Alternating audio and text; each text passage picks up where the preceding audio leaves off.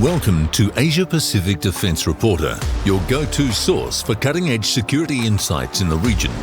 Get ready for rapid-fire analysis and commentary from the Asia Pacific with your host, Kim Bergman. Hello and welcome back. It's good to be home. Now, this episode is mainly about international matters because, of course, our Prime Minister, Anthony Albanese, has been overseas in New York, London, and most recently Balmoral in Scotland to have lunch with our second head of state, King Charles. He's now scheduled to meet with the other head of state, Donald Trump, on October the 20th. That means he travels back to the United States, and I'll come to that in a moment. Now, the coverage of our PM having lunch with the King has been the usual cultural cringe at its worst, being breathlessly covered as this were the moon landing or the second coming of Jesus. Actually, I expect King Charles was grateful for the company, as he would be of the occasional forelock-tugging colonial who arrives on his doorstep. After all, he is the head of state for 14 countries, including not only Australia, Canada and New Zealand, but the likes of the Bahamas, Belize and Tuvalu. Can't imagine that's keeping him too busy. And without regular visitors, I assume the King would have to go back to talking to his organic garden vegetables. Now, and while I'm having a go at the media, I've been catching up on some of the things that I missed out on while I was in China with limited access to the internet. And I had a look at Insiders from the previous weekend because that featured Richard Marles speaking with David Spears. I was hoping to learn something new, but as usual was sadly disappointed. And I picked up on one particular passage that, as usual, just made my blood boil, where Minister Richard Marles said, and I'm quoting now, "And yes, this is the US, they are having a review into AUKUS, something that we welcome. It's an opportunity to work out how we can do AUKUS better. That's exactly what Britain did when they came to government, when this government came to government last year." He's referring to the UK. "What we did, in fact, when we came to government back in 2022. Well, that appears to be an untruth, or to be even more blunt, that is an outright lie, Minister. You did not review AUKUS, you have not reviewed AUKUS, but you keep on saying you have." And typically, there was no follow-up at all from David Spears, and that's because a lot of the people working in this space do not even do their basic homework when it comes to AUKUS. And it's also an indication of the frustratingly low level of the debate on this topic. Now, what has happened over the last 12 months, Richard Marles has falsely asserted at least a dozen times that AUKUS has been reviewed, and no one has picked him up on that. No one has said to his face, "Show us the review. Who conducted it? When did it occur? What were the terms of reference?" Because it has not taken place. But I guess, like many people, if you get away with repeating a lie often enough and no one contradicts you, you just sort of assume that it's fine to keep on repeating the same destructive nonsense. Now, while I'm on a bit of a roll here, David Crowe with the SMH. David Crowe, who I know well, one of Australia's finest journalists. He's been posted to London. I hope he's enjoying the terrible food and the bad weather.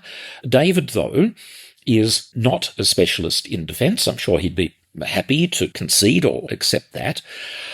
And I was disappointed, but I guess not surprised, when he wrote, this is in advance of Albo's visit to talk AUKUS and to talk British submarines, David Crowe wrote, "The British timetable depends on the country's ability to build one new submarine every 18 months for the existing fleet, using the Astute and Dreadnought designs before it can switch to the new fleet when the AUKUS design is decided.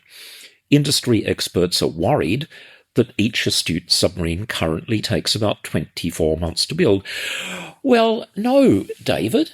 I don't know who these industry experts are that you are talking to, but you could actually just go to open source information. You could go to Wikipedia. The UK is not building astute submarines at a rate of one every 2 years. Currently, the second last of the 7 astutes is undergoing pre-sea trial testing. The final astute is under construction and might be delivered in 2029. The first of class was launched way back in 2007. Now, simple maths tells you that's one submarine every 3 years. Hardly an impressive record. Of the 5 astutes currently in service, none are at sea. I'll repeat that. Of the 5 astutes currently in service, none are at sea. They're either inexplicably tied up or in refit or whatever. And as an aside, since I'm picking on the UK, here's a question for the class. You know their SSBNs, the nuclear deterrent ballistic missile firing submarines. Who owns those missiles? Class Royal Navy missiles? Nuclear-tipped warheads? But the missiles themselves? Well, they are owned by the US. That's right. They're owned by the US and actually leased to the UK. If work has to be done on them, a Royal Navy SSBN has to sail across the Atlantic over to the US to allow that to happen. Talk about a lack of sovereignty. And it's no wonder that UK Prime Minister Keir Starmer is such a Trump boot slobberer, because the UK is even more dependent on US largesse even than we are.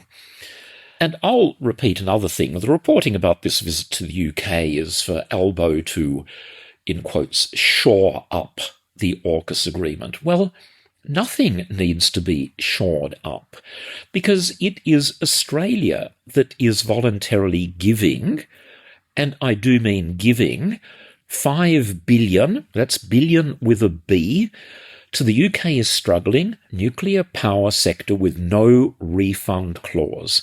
So it's the UK that's desperate to get as much money out of Australia as they can, because they need it. And a quick reminder, which I have covered previously, the treaty that we have signed with the UK, this so-called Geelong Treaty, gives them all legal rights to the design and to the eventual submarines, if they are built, and to us, Australia, we get almost nothing. This is for a 10,000-ton submarine designed specifically around UK requirements. We will be involved in the ongoing design process, but we have no rights at all to influence what the outcome will be. As I mentioned, Trump is now set to meet with Albo on October the 20th, as I've repeatedly said. I'm not sure if meeting with Trump is ever actually a good idea if you're the head of a government. I mean, it might go well, but it might not.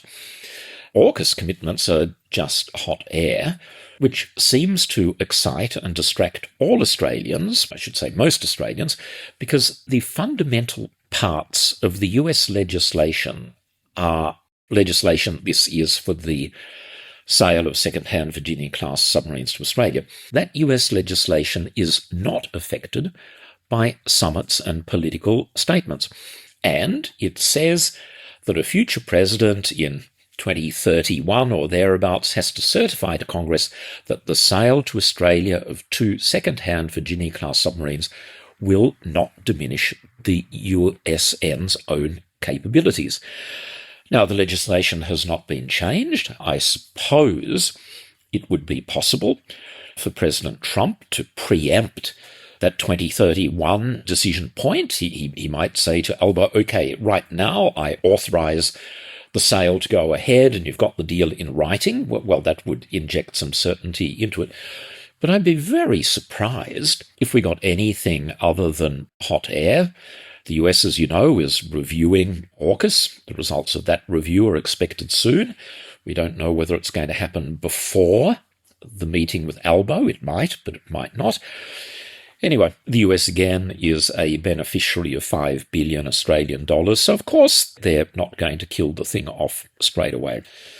Now, another thing with President Trump, possibly of greater significance recently, is that he's had an apparent reversal regarding Ukraine, saying that Ukraine had the potential to retake all of the land that Russia now occupies, including, presumably, Crimea. Now, people are speculating, including me, about why he changed his mind. I mean, he could reverse direction again tomorrow. Vladimir Putin could call him up and say, "Oh, Donny, I'm sure you didn't mean it." And Trump would presumably cave because there's no consistency in his decisions. There hasn't been for a while.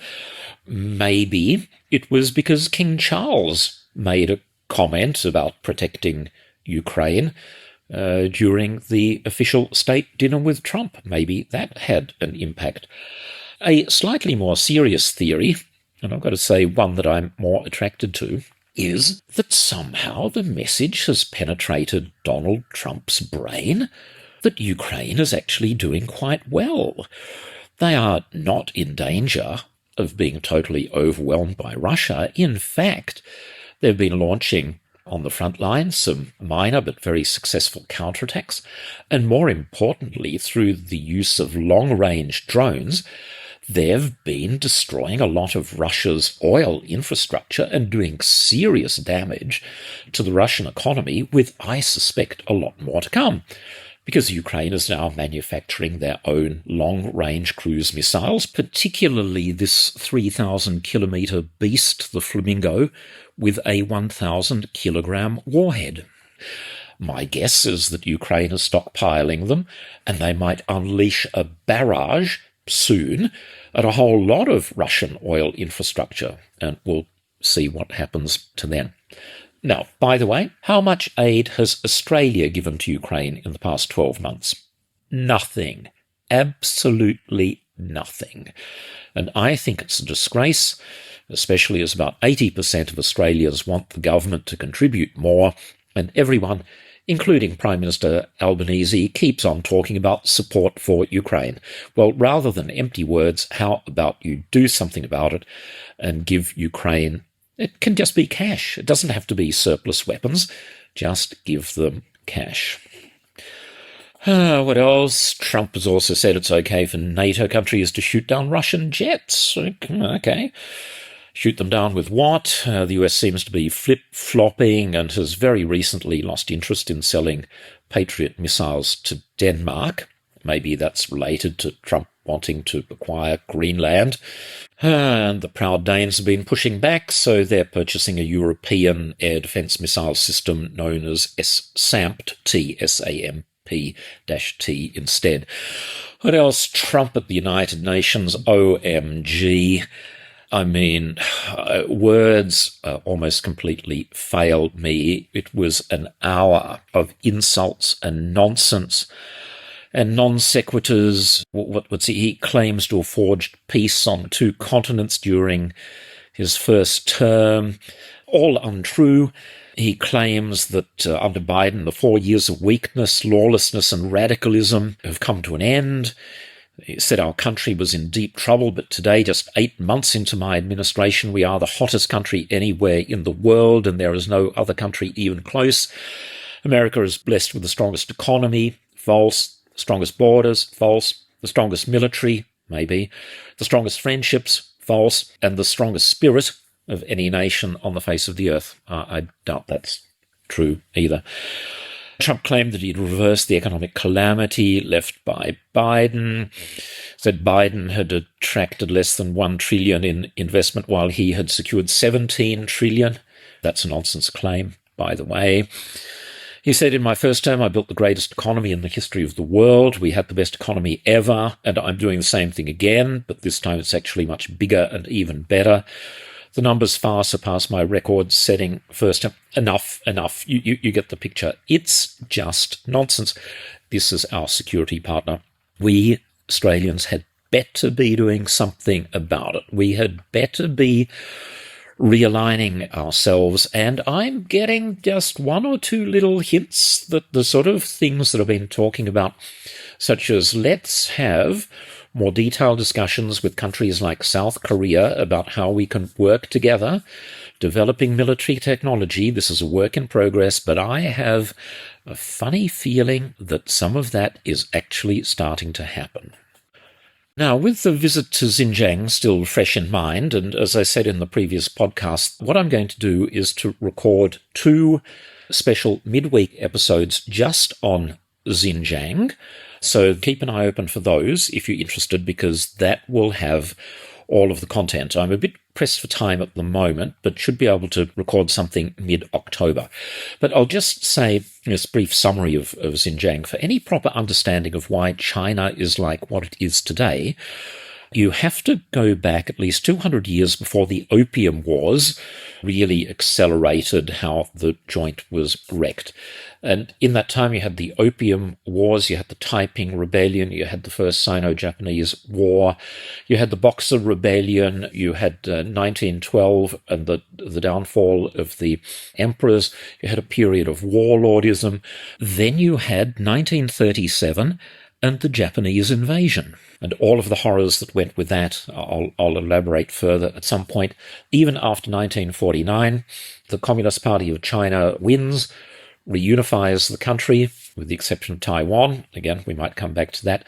But even then, it wasn't over, because we had the Great Leap Forward, the Cultural Revolution, both of which cost millions of lives, possibly 10 millions of lives, didn't even stop there. Tiananmen. So when you look at the last 2 centuries, many countries, ethnic groups and religions suffered terribly. Jews, Cambodians, Tutsis, Rohingyas, Armenians, Koreans, Russians. It's a long and very horrible list. But looking at all of that, the nation that arguably suffered the most, both in terms of loss of human life and the duration of that suffering, was China and the Chinese people. And it probably reached a peak during the Second Sino-Japanese War of 37 to 45, when as many as 35 million people died. Now, when you put all of that together, you come up with a picture of a nation that has everything to fear from invasion, including by sea, as well as social unrest, disharmony, and internal rebellion. Now, it's now a vibrant multi-ethnic country that is under very tough one-party rule, which is, I believe, a direct product of all of the history I've cantered through, a history that many critics of China probably aren't aware of because they aren't interested in the facts. They're interested only in fueling hate and fear. By the way, look at Australian society and the racist filth that is regularly directed against people in this country who have come from India or are Jewish or Chinese or African, let alone Indigenous Australians who have been copping far worse than this ever since 1788. I really question the motives of people who jump up and down about the problems that have existed between the Han Chinese and the Uyghurs in Xinjiang. Now, I've only got a very short time to go, but I'll just again give a preview. Belt and Road Initiative, that's for economic development, but economic development also to help lift more Uyghur people out of poverty, which will reduce the chances of them being radicalized and turning once again to terrorism. And I'll conclude by saying to the government, do not sell Darwin port. Now, this way predates my visit to China. I've been consistently saying this for more than a year.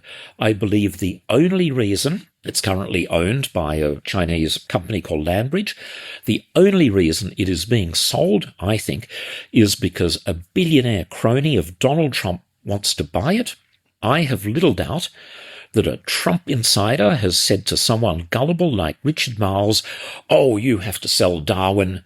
And Marles, of course, has happily jumped at the chance to show once again how loyal he can be. There have already been 2 security reviews into the ownership, and they have concluded that this has no negative consequences for Australian security. None, zero. So if there is a sale, I would like an inquiry into that. Why is it happening? What are the motives? And why has our government caved to US pressure when it's not in our national interest to do so? Thank you very much for listening. That was a lot to canter through. Goodbye for now, and see you next time. That's today's Asia Pacific Defence Reporter. For more in-depth articles, expert opinions and exclusive interviews, visit AsiaPacificDefenceReporter.com. Stay informed, stay ahead. This is your source for all things defence. Until next time.